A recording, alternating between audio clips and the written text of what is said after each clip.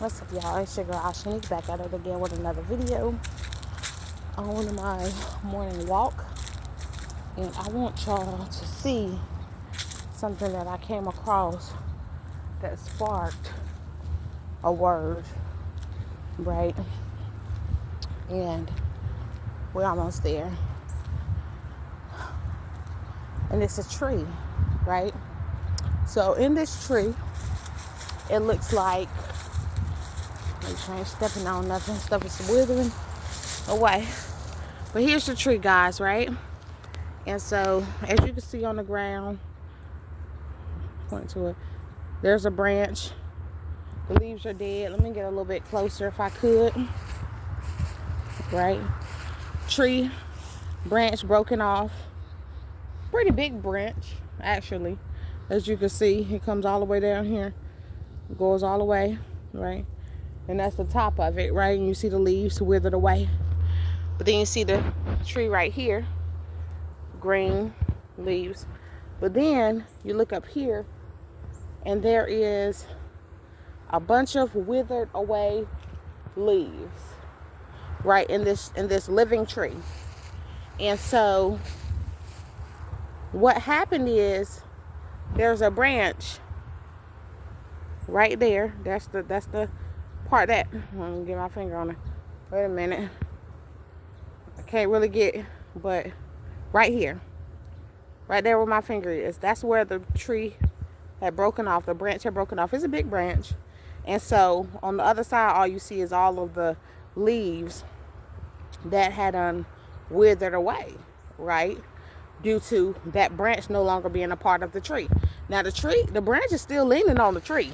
It's still a part of the tree because it has not yet fell off, right? And I highly doubt it's going to be able to with the weight of these leaves and the way it's positioned on the tree. So it's up there.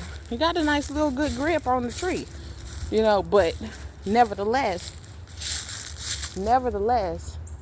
it's dead and withered away. That branch is done through, right? And so the word that came to me, as you can see, is that you can still be a part of something living and yet still be withered away, unproductive, unfruitful, right? And so yeah, and an example of this can be, you can be a part of a church, you can be part of a community, and can be heavily a part of it, you know what I'm saying?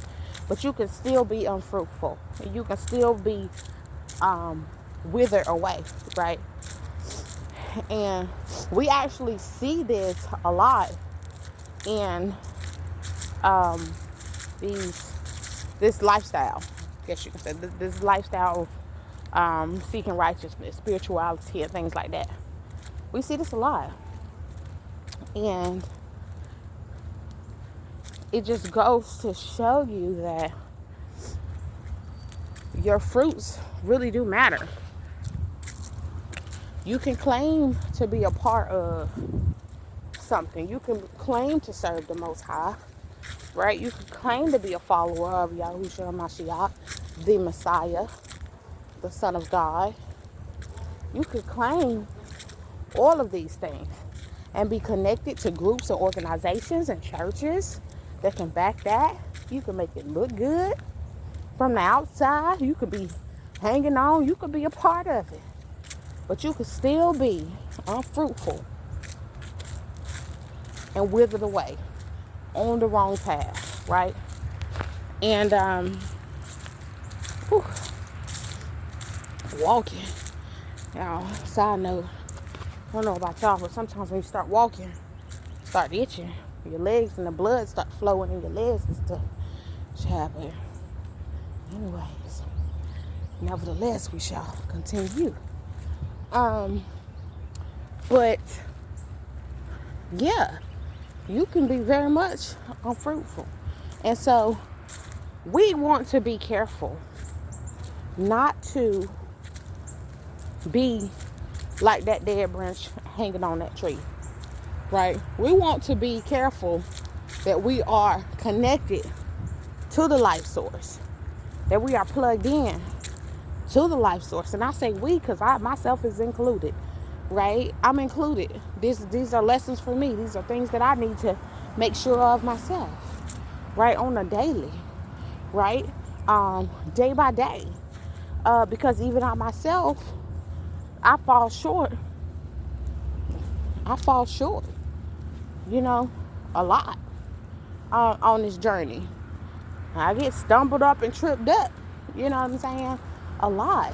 And so even I myself, ooh,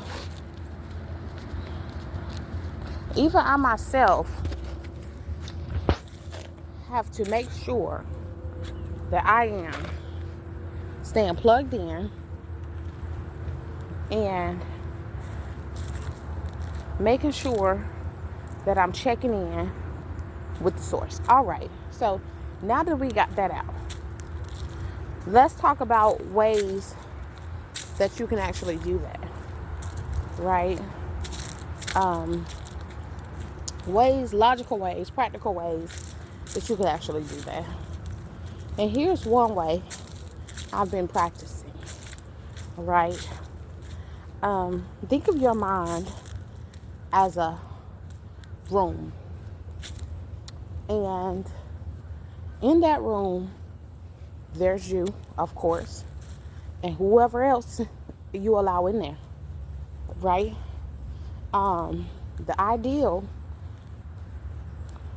thing will be just you and the Most High, right? Only should be allowed in this room long term, as you can say, for the long haul, right? He ain't a guest, he live there. You got some people you got everybody else, they're guests. And yeah, I mean everybody else, they guests. Husband, children, as of now, right? Until we can all be really become one and be really in sync to a point that's pretty much supernatural, everybody else are guests, right? Most High is the only one that has that permanent spot in there. Why do I say this? Well, because for one, the Most High is going to point you to all things righteous. And He going to make sure that you're focused on what you should be focused on. And He going to make sure if hubby is what you need to be, the hubby need to be on your mind, He going to make sure hubby on your mind. He going to make sure you take that time to focus on hubby, right? Prime example, I was able to do that just this morning, right? Most High put the picture of hubby on the wall, and He said, this is what we're going to do. Well, let's tackle this subject right here, right now, right? And we went into it. And He was doing what He do. He was providing me with wisdom, knowledge, and understanding of how to maneuver my relationship with my husband, right? And so He intends to do that with everything that we have going on in our lives. Because for one, we can't allow our minds to be cluttered. I know one thing about me is I'm a clutter mind. Baby, I overthink and I be having too much going on in my mind. It's unproductive. It's not productive at all. And so we have to take things one step at a time, one task at a time, right? And watch fruit begin to appear, right? And so to continue on with how this worked, so in your mind, you have to hold a space. Pretend it's a room, right? Hold a space for yourself. Of course, you're in there. And then you got the Most High as your teacher. I like to set my mind up as there's a board in the front of the room, and my teacher is present. I got a bed, a nice comfy bed in there where I can sit and I can chill and I can listen and hear from my Father, hear from my Lord, hear from my Savior, hear from my Abba, right? And we chilling, and it's a vibe, right? And so This is how you have to think about your mind. Visualize this thing now. And so there's also a time where you go into, I could call it autopilot, where you're not in your mind, when you are in the present, when you are actually doing things out in the world. Like, for example, I just came back from the grocery store, took my cousin to work, came back from the grocery store. Things didn't quite go as planned in the grocery store. So something unexpected came up with that, trying to get all of the groceries. Then I come home, have to get the boys together, have to check them on a few things, right? So now your mind is on, the things of life, right? Because you're literally in this thing, real time, right? Real time. And so as I came out, got in the house, put down my belongings, put up the food and things, got the boys together, and I said, all right, now it's time for me to take my walk before I go to work. So now I'm out here taking my walk, but as I walk out the door, I found myself getting whether frustrated or just overwhelmed with the things of the world, with the cares of the world. So this is why the feelings of anxiety come up, overwhelm, tiredness, fatigue, all of these things, because now your mind is you got so much going on in your mind, so much clutter. And cleanliness, right, is one of the fruits of the spirit. You have to clean out your mind. And so immediately, here's another key. I want y'all to get out your pen and paper now. It's a second key. The first key was your mind. Envision your mind as a room, right? Who's in that room, right? Write that down. And then second, now it's time to clean out. To clean out that room. You being out in the world, you allow different stuff different stuff got to you, and you got a bunch of clutter in your mind. And now what it's time to do? Now it's time to clean up. Okay, clean out this mind. And what I do is I visualize me in my mind, in my little room, and I get a broom and I begin to sweep out my mind. Literally, sweep out my mind. I got it's like a chute that I've been visualized from the left side of my ear to the right side of my ear, going to the back, right, about maybe 2-3 fingers in width, and that long from this here to there. And I open up that chute in the back of my mind, the back of my head. You gotta visualize this thing now. And I take my broom, and I get to sweeping. And I sweep that whole entire room clean until there's nothing left in there, right? That's what you gotta do in those days where you find yourself, you go out, things happen. And you just need to reset on the brain, on the mind, and clear your mind and give it to God, right? And just sweep it out. It don't matter, just sweep it out. Clutter, sweep it out. Sweep it out, sweep it out. And then you reset that room up how you would like for it to be, right? And this, and I didn't do that part. I just swept it out. And then I just began to walk. And it was just me and the Most High left in that room. And whatever he had to say, that's all I could hear. Because everything else I had to sweep out. Okay? And so, this is something practical. Something that I've been practicing. That works like a charm. I'm a fellow overthinker. Right? Which is me. And it's been working. And thirdly, you got some things you can just sweep out. But another thing that I have been practicing is pretend that you're going, if you got, for example, hold on, let me get in the house really quick. So I got to get ready to get on this clock. And then I'm gonna tell y'all this third thing, then I'm gonna wrap it up. And so, okay, one at a time. Go ahead, Amadeus. Oh, y'all already went? Y'all just telling me? Okay. Alexa, what time is it? All right, come over here on this couch. I gotta get over there to work. Oh, hot indeed. But last thing I'm gonna say, because I got about 4 minutes, is let me sit y'all down right here.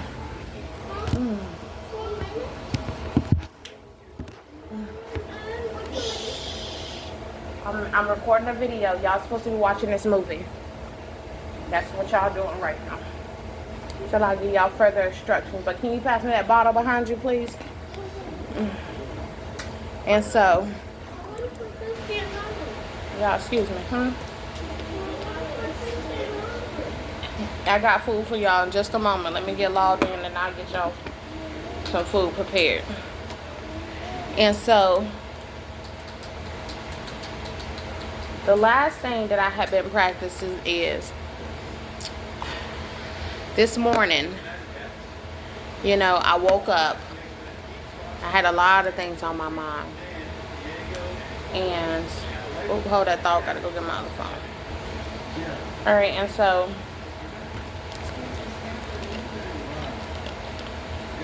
like I said, I woke up with a lot on my mind this morning. And this is when the Most High reminded me. Now, this is something that I had practiced before, and it worked, right? And all praises, the Most High has brought it back up into my spirit again to do, and it works. It works so good. It just works so good for me, right? And some of you, it may not work for you, but for some of you, it absolutely will. Right, and so try it out and let me know. But the last thing I will tell y'all that I was able to do, and that worked really good for me, is I was able to, this morning, having a lot on my mind, wake up and get these things off of my mind. And I'm going to tell you how I did it. The way I did it was, and I've seen somebody do this before. Honestly, I think I might have seen it happen in Harry Potter. Don't judge me. I did see this happen in Harry Potter. I don't know if I've seen it somewhere else. One moment, y'all. Please forgive me. Please forgive me. Oh, they want me to reset my password. Oh gosh. I do not like resetting this password.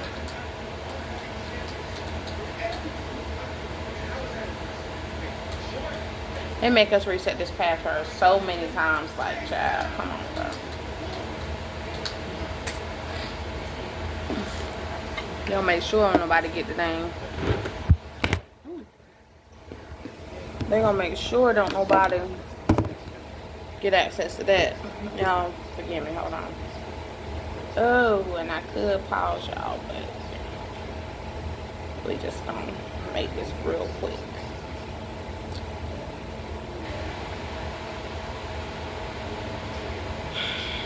Alright, cool. Alright.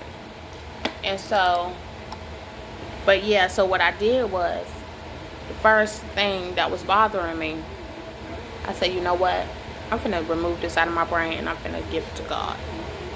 Literally. You know, sometimes you gotta physically do that thing. So that's what I did. I took this imaginary string of thought about a person, place, or thing. I took it.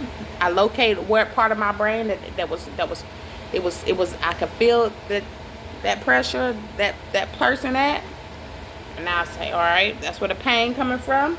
That's where the aggravation coming from. And I take it and that imaginary string, I just pull them out. I pull them right on out of my head, baby.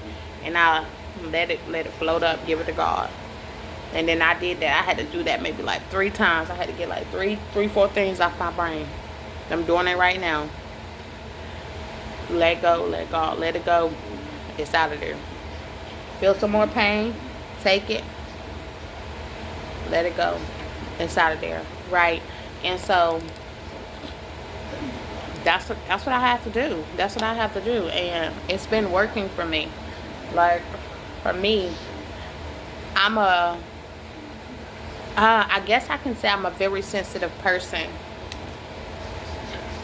I'm a very sensitive person, so any thought, any feeling, any aggravation, anything like that, my body reacts to it. I can feel something in my body, like either I can feel in my stomach. You know how they say anxiety and stress can make you sick physically. Absolutely it can, because them folks was on my mind, and I can just feel headaches in like different spots just hurting, and I'm like, oh no, baby. So I find that spot, go ahead and sit down, don't even start that plan.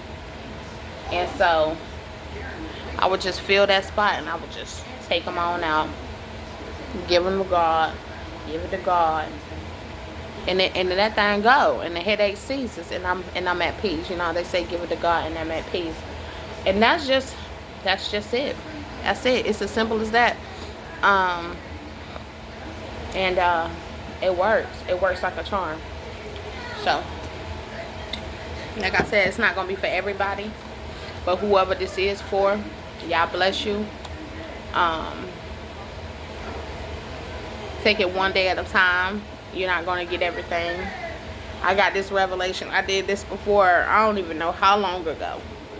I did this where I envisioned my brain as a room, right? I've done this before, and I'm pretty sure I pulled out thoughts and things out of my head physically too. Of course not physically, but and visualizing myself there. I'm pretty sure I've done this before too, but it's not something that I have been consistent with doing. And so it's a blessing to be able to revisit it, right? It's a blessing to revisit it and to remember things that have been working for me and things that work. Because right now I got a lot going on in my life, and a lot of things that are trying to get my attention, and I need something practical that I can fight this thing without fighting with my literal flesh, you know what I'm saying, without getting so worked up or things bothering me so much so that it's affecting me physically. And once it starts affecting you physically, then now you physically want to handle it. Like, you physically like, all right now, like, what's up? Like, you physically want to throw some hands, or you physically want to, like, you know, get to the bottom of it in the physical. But remember, we do not fight with flesh and blood, right? We fight in the spirit. Ooh, it's itchy. And so fighting this thing physically, it's not going to work, right? It's never going to work. And so these are some practical things that you can do to help you stay in the spirit, right? And help you battle these things in the spirit with you on the Most High, and not have to feel like you got to do too much or you get overwhelmed, right? So all praises, man. I hope this blessed you like it has blessed me this morning. And what time is it? Okay. And yeah. And another thing, the next topic we're gonna talk about is boundaries. We're gonna get into these boundaries, because as we speak, these kids is testing their boundaries. And so that's gonna be the next video. So until next time, I will talk to you guys later.